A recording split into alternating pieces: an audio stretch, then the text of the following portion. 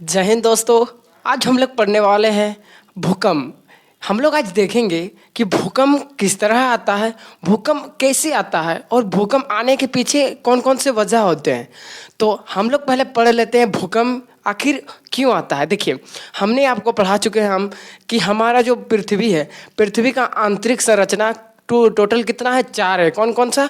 ऊपर में है भूपर पट्टी, उसके नीचे आवरण जिसे हम लोग मेंटल कहते थे, उसके नीचे 2 परत मिलता था जिसे हम लोग कहते थे आउटर कोर और इनर कोर कहते थे। क्या क्या क्या क्या कहते थे? सबसे ऊपर वाले को हम लोग कहते थे मेंटल, सॉरी, सबसे ऊपर वाले को हम लोग कहते थे भूपर पट्टी, उसके नीचे वाले को हम लोग कहते थे आवरण, और उसके नीचे 2 परत हमें मिलता था जिसे हम लोग कहते थे आउटर कोर और इनर कोर।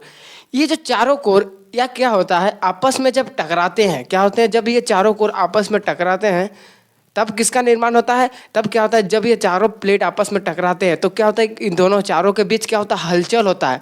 क्या होता है? हलचल होता है। और उसी हलचल से क्या होता है, एक विशेष प्रकार का कंपन उत्पन्न होता है, जैसे वाइब्रेट उत्पन्न होता है। जैसे आप लोग नहीं देखे होंगे, जैसे हम लोग जब स्पीकर देखे होंगे, स्पीकर जब बजता है, आप लोग गौर करे होंगे, स्पीकर जब बजता है तब निकलता है, अंदर घुसता है, निकलता है, घुसता है। तो ये क्या होता है, वो कंपन होता है। वो क्या होता है? कंपन। तो उसी प्रकार हमारा जो पृथ्वी है, पृथ्वी जब 2 प्लेट आपस में टकराते हैं, 2 सतह आपस में जब टकराते हैं तब क्या उत्पन्न होता है? भूकंप उत्पन्न होता है। जब दोनों टकराता है तब एक कंपन विशेष प्रकार कांपता है, जो धरती है वो कांपने लगता है, और उसी कंपन को हम लोग क्या कहते हैं? भूकंप कहते हैं। क्या कहते हैं? भूकंप। तो आपको भूकंप क्लियर हो गया होगा, ठीक है। अब देखिए, जो ये हम भूकंप से रिलेटेड कुछ अच्छे चीज़ों को पढ़ लेते हैं, ठीक है। देखिए, सबसे पहले बात करें हम लोग, जो भूकंप है दोस्तों, वो क्या? भूगर्भ शास्त्र है। मतलब जो भूगोल के अंदर, जो पृथ्वी के अंदर, जो जमीन के अंदर जो चीज़ रिसर्च किया जाता है उसका ही एक भाग है भूकंप। क्या है? पृथ्वी के अंदर भूकंप क्या है? एक भाग है। किसका? भूगर्भ शास्त्र का है एक भाग है। मतलब जैसे हम लोग साइंस में पढ़ते हैं, बायोलॉजी एक भाग है, फिजिक्स एक भाग है, ये किसका भाग है? साइंस का भाग है। तो उसी प्रकार जो हमारा भूगर्भ शास्त्र है, तो भूगर्भ शास्त्र का एक भाग क्या है? भूकंप है। क्या है? भूकंप। तो भूकंप को पढ़ने का जो एक शास्त्र है, और जो भूकंप को जो पढ़ने की जो कला होती है, भूकंप को जो पढ़ने की जो क्रिया होती है, भूकंप जैसे हम लोग भूकंप के बारे में पढ़ते हैं तो उसको हम लोग क्या कहते हैं? उसको हम लोग कहते हैं सिस्मोलॉजी कहते हैं। क्या कहते हैं? सिस्मोलॉजी। जैसे यहाँ लिखा हुआ है दोस्तों, भूकंप के अध्ययन, भूकंप के बारे में हम लोग पढ़ते हैं, उसे हम लोग क्या कहते हैं? सिस्मोलॉजी कहते हैं। क्या कहते हैं? सिस्मोलॉजी। पूछा जा सकता है कि भूकंप के अध्ययन को क्या कहते हैं, तो भूकंप के अध्ययन को हम लोग क्या कहते हैं? सिस्मोलॉजी कहते हैं। क्या कहते हैं? सिस्मोलॉजी। ठीक है, क्लियर हो गया होगा। आगे देखिए, आगे हम लोग बात करेंगे दोस्तों, जो ये भूकंप है, भूकंप क्या होता है? जो भूकंप का जो कंपन होता है, मतलब भूकंप कांपता है, वो कितना सतह में कांपता है? वो 3 तरह से कांपता है। 3 तरह होता है। कौन कौन से? सबसे पहले बात करें हम लोग प्राथमिक यानी पी तरंग। भूकंप जब कांपता है, तरंग, भूकंप आता है, तब क्या होता है? भूकंप के अंदर भी कुछ 3 तरंग होती है। कौन कौन से? एक होता है पी तरंग, एक होता है एस तरंग, और एक होता है एल तरंग। ठीक है, पी को हम लोग क्या कहते हैं? प्राथमिक तरंग। क्या कहते हैं? पी को हम लोग क्या कहते हैं? प्राथमिक तरंग कहते हैं। और द्वितीय तरंग यानी एस तरंग कहते हैं। दूसरा को क्या कहते हैं? द्वितीय तरंग, जिसे हम लोग एस तरंग कहते हैं। उसके बाद बात करें सतही तरंग, जिसे हम लोग एल तरंग कहते हैं। ठीक है, अब हम इसका इंग्लिश नाम देख लेते हैं। इंग्लिश में ऐसे कहते हैं हम लोग प्राइमरी वेव्स। पी से क्या हो जाएगा? Primary waves. ठीक है, और एस से क्या हो जाएगा? Secondary waves. और एल से क्या हो जाएगा? हमारा सरफेस, जिसे हम लोग लेटरल कहते हैं। क्या कहते हैं? लेटरल। जैसे आप लोग मैथ में पढ़े होंगे क्यूब का लेटरल सरफेस एरिया, तो वो क्या? उसका सतह का होता है। ये क्या होता है? सतह में जो चीज तरंग उत्पन्न होता है उसे हम लोग क्या कहते हैं? सतह, सरफेस वेव्स कहते हैं। क्या कहते हैं? जो चीज क्या होता है? सतह में करता है। जैसे भूमि, भूमि क्या है? एक सतह है। जमीन क्या है? एक सतह है। तो सतह में अगर कोई चीज अगर कंपन करता है उसे हम लोग क्या कहते हैं? सतही वेव्स कहते हैं। क्या कहते हैं? सतह वेव्स। ठीक है, तो उसी प्रकार हमने बात किया जो प्राथमिक तरंग है। पहले हम लोग देख लेते हैं प्राथमिक तरंग की विशेषता क्या क्या है, आखिर हम प्राथमिक तरंग किसे कहते हैं। ठीक है, देखिए, प्राथमिक तरंग क्या होती है? ये क्या करती है? सभी प्राथमिक तरंग क्या करती है? सभी माध्यम में। हमने आज हम लोग जानते हैं कि हमारा जो माध्यम होता है वो 3 होता है, सॉलिड, लिक्विड, गैस। और जब हम आगे पढ़ते हैं तो हमें पढ़ता है प्लाज्मा, और एक होता है BEC, बोस आइंस्टीन कंडेंसेट। तो ये प्लाज्मा है। प्लाज्मा क्या होता है? ये हम जानते हैं ये चमकीला भाग होता है। तो क्या करता है, जो पी तरंग है यानी प्राइमरी वेव से, ये क्या करते हैं? तीनों सतह में गमन करते हैं, मतलब दौड़ते हैं। जैसे बात करें हम लोग ठोस, ये ठोस है, इसमें भी भूकंप माने इसमें भी चलेगा। और हमने बात किया जल, पानी है, पानी क्या लिक्विड अवस्था में पाया जाता है, उसमें भी वो दौड़ेगा। और बात करें गैस, गैस अवस्था में भी वो दौड़ेगा। तो ये जो पी तरंग है ये तीनों अवस्था में दौड़ते हैं। जैसे अगर कोई ठोस पदार्थ है तो उसको एकदम पार करके एकदम पार हो जाएगा। जैसे मान के चलो आगे दीवार खड़ा है, वो पी तरंग क्या करेगा, दीवार और कुछ नहीं समझेगा, उसको सीधा वो पार हो जाएगा। क्यों?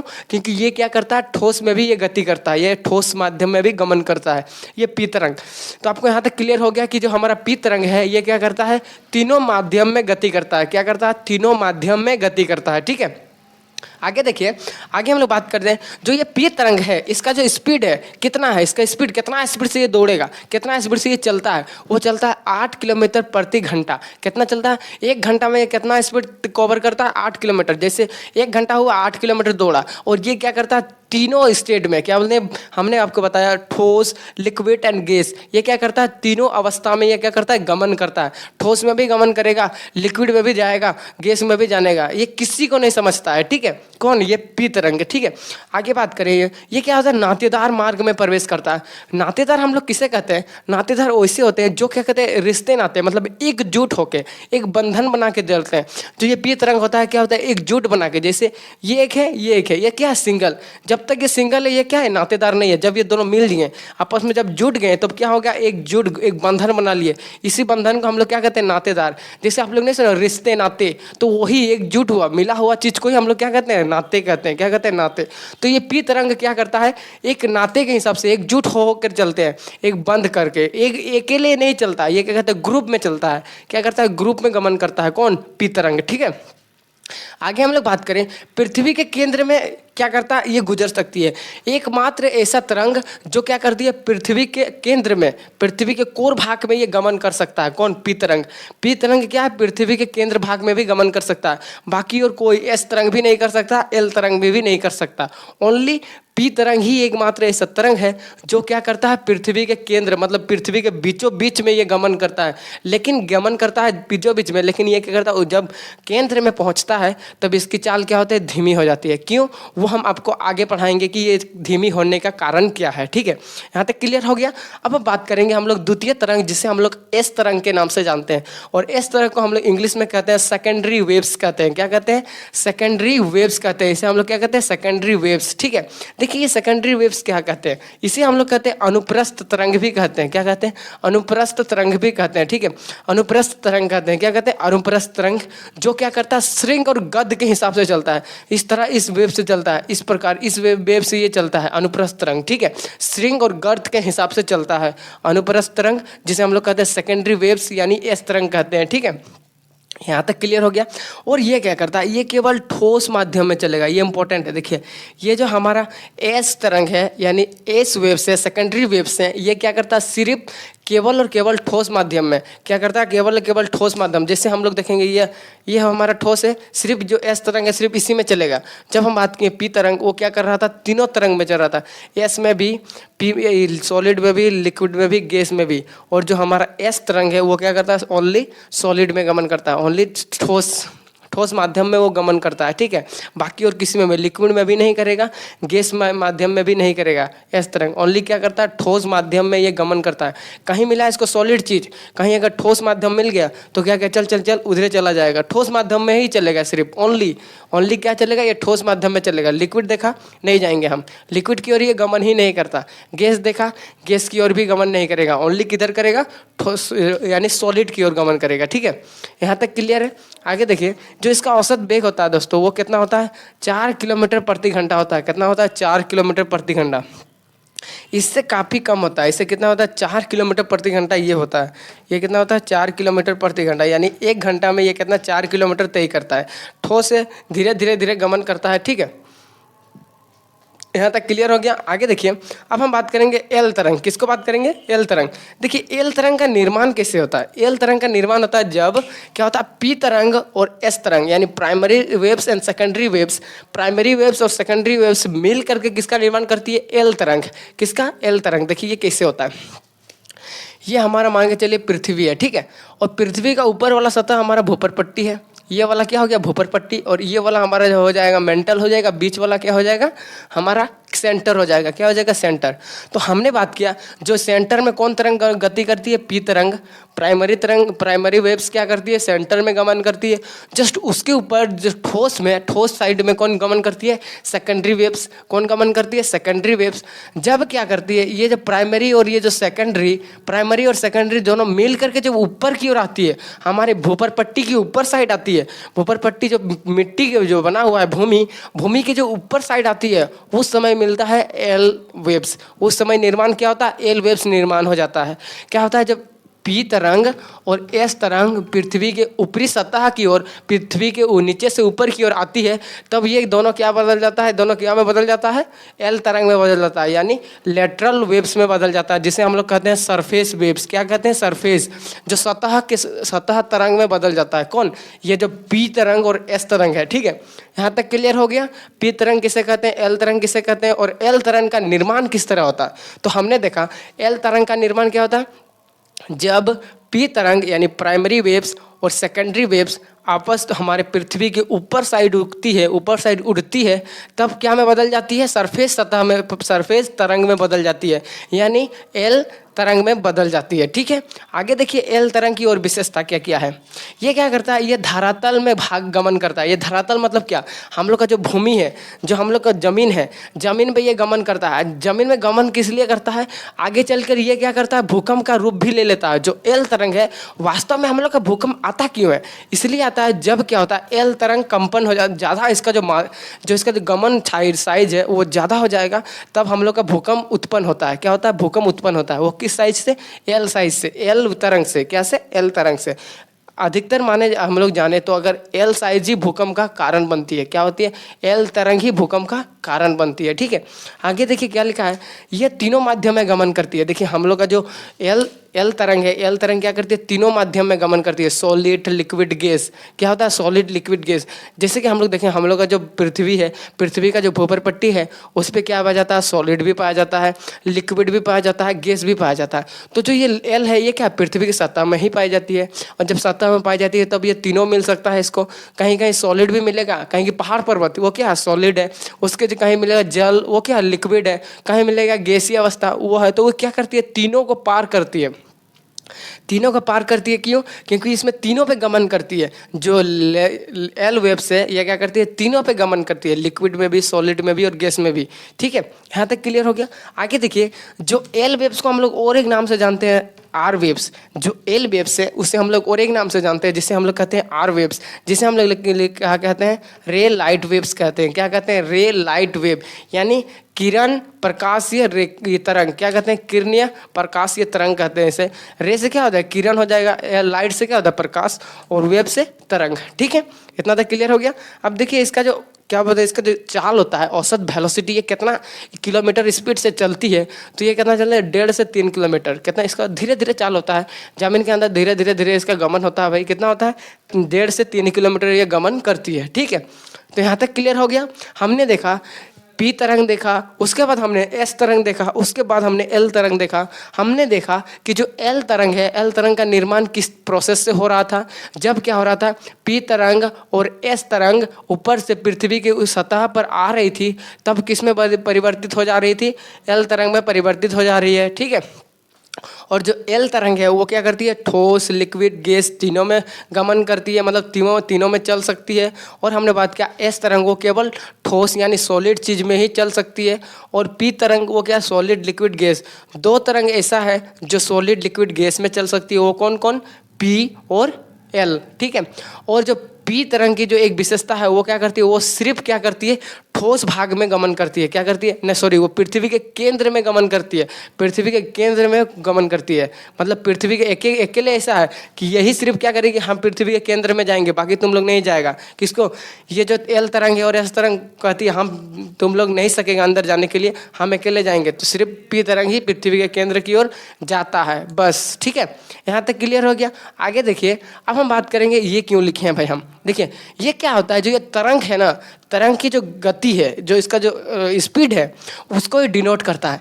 यदि अधिक घनत्व होगा किसी चीज़ में, किसी सतह में, मान के चलिए हम लोग को कहीं ये जो तरंग गमन कर रही है मतलब इस दिशा में, ठीक है, और इस दिशा में कुछ 1 किलोमीटर जाने के बाद क्या मिलता है, इससे बहुत ही ऐसा चीज़ मिल जाता है जो बहुत ही घना है, मतलब बहुत ही घना में कहने का मतलब क्या, वो बहुत ही पास पास उसका कण है, बहुत टाइट है, कोई चीज़ टाइट मिल जाता है, तो ये क्या करेगी, इसका चाल कम हो जाएगा उस समय। जैसे ही वो चीज़ देखी, रुको रुको रुको रुको रुको, कोई आगे है, क्या करेगी, अपना चाल को घटा लेगी। कौन लोग, ये तरंग सब, तरंग क्या करेगी, अपना चाल घटा लेगी। कब घटाएगी, जब आगे कोई ऐसा ज़्यादा घनत्व वाला चीज़ मिल जाएगा तब, ठीक है।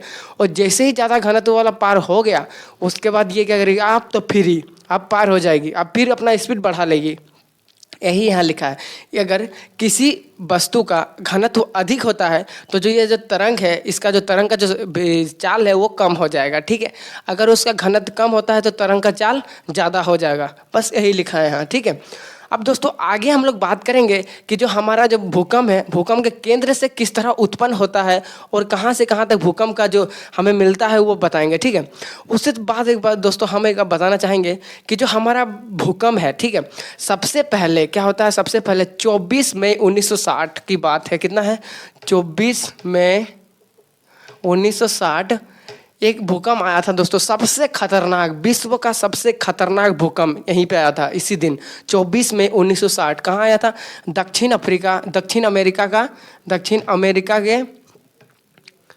अमेरिका के चिली शहर में। कहाँ आया था, चिली शहर में, दक्षिण अमेरिका के चिली शहर में। कितना इसका था, 9.4 समथिंग था। कितना था, 9.4। कब होता है दोस्तों, 24 मई 1960 को। कहाँ, दक्षिण अमेरिका के चिली शहर में सबसे खतरनाक भूकंप आया था, आज तक का रिकॉर्ड है सबसे खतरनाक भूकंप। कब आया था, कितना डिग्री था इसका, 9.4 समथिंग डिग्री था, ठीक है। यहाँ तक क्लियर है। अब हम आगे बात करेंगे भूकंप के केंद्र के बारे में, ठीक है, कि अगर केंद्र से भूकंप किस तरह उत्पन्न होता है। तो सर देखिए, सबसे पहले बात करें हम लोग केंद्र, किसकी बात करेंगे, केंद्र की बात करें। तो जो भूकंप का जो शुरुआत होता है दोस्तों, वो कहाँ से होता है, केंद्र से होता है। जो भूकंप का निर्माण होता है वो कहाँ होता है, केंद्र में होता है, ठीक है। तो अब हम बात करेंगे केंद्र। देखिए केंद्र क्या है, भूकंप का जो रियल में शुरुआत होता है, कहाँ से भूकंप बनना शुरू होता है, वो कहाँ होता है, केंद्र, जिसे हम लोग क्या कहते हैं, कोर कहते हैं। कोर कहते हैं, वो भी किसके, इनर कोर में होता है, आउटर कोर में नहीं होता है। इनर कोर और आउटर कोर के बीच में होता है। क्या होता है, इनर कोर और आउटर कोर के बीच में किसका निर्माण होता है, भूकंप बनता है। वो किस तरह बनता है वो अभी देखेंगे, ठीक है। तो सबसे पहले बात करें भूकंप का जो शुरुआत होता है वो क्या, कोर से होता है। जो केंद्र के निकट क्या होता है, जो कोर के सामने मान के चलिए ये हमारा पृथ्वी है और ये हमारा बीच वाला कोर है, ठीक है, कोर है, और ये इनर कोर हो गया और ये हो गया आउटर कोर, ठीक है। यहाँ तक हो गया। क्या करता है, जो हमारा PSL जो तीनों तरंग है, P तरंग, S तरंग और L तरंग, क्या करती है, इस कोर के सामने आती है, ऐसा करके प्रवेश कर रही है, इस कोर के निकट आती है, कोर में घुसती नहीं है, सिर्फ कोर में सिर्फ एक ही तरंग घुसती है। वो कौन तरंग, P तरंग। ये जो कोर के सामने आती है, इस तरह के सामने पहुंच जाती है, ठीक है। तीनों तरंग PSL तरंग पहुंच जाती है यहाँ पर। उसके बाद क्या होता है, जब जैसे ही यहाँ पर प्रवेश करती है तब क्या होता है, जो हमारा एस तरंग है, क्या होता है, एस तरंग जिसे हम लोग सेकेंडरी वेव्स कहते थे, वो क्या करता है, जो कोर में लुप्त हो जाता है, इसके अंदर वो एकदम समा जाता है। क्या होता है, एकदम एंट्री में ये खत्म हो जाता है। क्यों, क्योंकि हम पढ़े हैं कि जो हमारा P तरंग है वही केवल हमारे क्या बोलते हैं, जो केंद्र है, केंद्र में ही एंटर कर सकती है। तो उस प्रकार से क्या हुआ, जो हमारा S तरंग है वो क्या होता है, जैसे ही केंद्र में प्रवेश करता है वो लुप्त हो जाता है, वो खत्म हो जाता है। बचता कौन है, P तरंग बचता है। P तरंग बचता है, ये देखिए यहाँ लिखा हुआ है, ये लुप्त हो जाता है कोर में प्रवेश करते ही। उसके बाद क्या होता है, 11,000 किलोमीटर तक प्रवेश करता है दोनों। कितना करता है, 11,000 किलोमीटर प्रवेश करने के बाद क्या होता है, अपना जो P तरंग है वो एक अपना प्रभाव दिखाना शुरू कर देता है। P तरंग अपना प्रभाव दिखाना शुरू कर देता है। उसके बाद धीरे धीरे क्या होता है, भूकंप का हलचल होने लगता है। उसके साथ देखिए एक इम्पोर्टेंस आता है हमारा शैडो जोन। इस समय क्या निर्माण होता है, शैडो जोन यानी छाया क्षेत्र। तो हम लोग छाया क्षेत्र किसको कहते हैं, इसे कहते हैं, देखिए जहाँ कोई भी भूकंपीय तरंग क्या होता है, अभिलेखित नहीं होती, मतलब वो दिखाई नहीं देती। वहाँ पर कोई भी ऐसे तरंग अभिलेखित, जो कोई भी ऐसे तरंग उस क्षेत्र में जो दिखाई नहीं देती है, उस विशेष प्रकार के क्षेत्र को हम लोग क्या कहते हैं, भूकंप यानी छाया क्षेत्र क्या कहते हैं, क्या कहते हैं, छाया क्षेत्र कहते हैं। जैसे यहाँ लिखा हुआ दोस्तों, कोई भी भूकंपीय तरंग अभिलेखित नहीं होती है, उसे हम लोग क्या कहते हैं, छाया क्षेत्र कहते हैं। क्या कहते हैं, शैडो जोन कहते हैं उसे। क्या कहते हैं, शैडो जोन, ठीक है। शैडो जोन उसी समय बनता है। उसके बाद हम लोग का आगे मिलता है हमें अभिकेंद्र, जिसे हम लोग कहते हैं इपी सेंटर। क्या होता है, इपी सेंटर। हमने एक देखा सेंटर, उसके ऊपर हमें क्या मिलता है, इपी सेंटर। क्या मिलता है, इपी सेंटर। अब हम देखेंगे इपी सेंटर क्या है। देखिए भूकंप के केंद्र के ठीक ऊपर वाले भाग में, ठीक है, ये हमारा पृथ्वी हो गया, पृथ्वी के बीच में हमारा कोर हो गया, तो इसी कोर के जो ऊपर वाले भाग है इस जगह, इसी हम लोग कहते हैं इपी सेंटर, यानी केंद्र के ठीक ऊपर वाले बिंदु। क्या होता है? केंद्र के ठीक ऊपर वाले बिंदु को हम लोग क्या कहते हैं? इपी सेंटर कहते हैं। क्या कहते हैं? EP centre. उसी को क्या कहते हैं? इपी सेंटर कहते हैं, ठीक है। वो जो ऊपर में सतह स्थित रहता है, ठीक है। यहाँ तक क्लियर हो गया। और जो पी तरंग है, सबसे पहले पी तरंग ही क्या पर यहाँ इपी सेंटर में प्रवेश करती है। इस क्षेत्र में कौन तरंग करती है? पी तरंग। यहाँ पर एंट्री कौन करती है? पी तरंग प्रवेश करती है, ठीक है। पी तरंग ही कहाँ पर? इपी सेंटर में। पूछा जा सकता है कि पी तरंग कहाँ प्रवेश करती है? EP centre. और पी तरंग कहाँ प्रवेश करती है? सेंटर। इपी सेंटर और सेंटर कौन प्रवेश करता है? पी तरंग, ठीक है। ऐसा मान सकते हैं जो पी तरंग है वो बहुत ही पावरफुल है, ठीक है। आगे देखिए हमारा दो बचता है एक सिस्मोग्राफ। क्या करता है? सिस्मोग्राफ क्या करता है? ये क्या करता है, जो हमारा जो तरंग है, पी तरंग हो गया, एस तरंग हो गया, एल तरंग है, इसका जो ये नामांकन करता है, मतलब इसका रेखा खींचता है। पी हम इसको सिस्मोग्राफ के जो थ्रू क्या होता है, हम तरंग दैर्घ्य तरंग का पता लगाते हैं और उसका एक ग्राफ बनाता है कि किस दिशा में गमन कर रही है, किस साइज में गमन कर रही है, वो कौन पता लगाता है? सिस्मोग्राफ। कौन लगाता है? सिस्मोग्राफ। आगे हम लोग बात करें रिक्टर स्केल। ये जो रिक्टर स्केल है ये क्या करता है? भूकंप की तीव्रता का पता लगाता है कि कितना तीव्र, कितना डिग्री पर भूकंप उत्पन्न होता है, कितना डिग्री पर भूकंप आता है, आया है, वो किसका पता लगाता है? ये रिक्टर स्केल क्या है? भूकंप की तीव्रता का मापता है। कौन? Richter scale. तो रिक्टर स्केल क्या है? भूकंप की तीव्रता मापने वाला यंत्र है। और बात करें हम लोग जो सिस्मोग्राफ क्या है, ये क्या है? भूकंप की जो तरंग दैर्घ्य है उसका जो ये ग्राफ बनाता है, तरंग दैर्घ्य की मापता है कि ये किस दिशा में, किस साइज में गमन कर रही है, किस दिशा में गमन कर रही है, ठीक है। और हमने एक देखा था सिस्मोलॉजी, तो वो सिस्मोलॉजी क्या था? भूकंप के अध्ययन को हम लोग क्या कहते थे? सिस्मोलॉजी कहते थे। क्या कहते थे? भूकंप के अध्ययन को सिस्मोलॉजी, ठीक है। यहाँ तक क्लियर हो गया। हमने देखा भूकंप का पूरा A to Z अब पढ़ चुके हैं। अब हम लोग बात करेंगे नेक्स्ट वीडियो में। तब तक के लिए जय हिंद दोस्तों।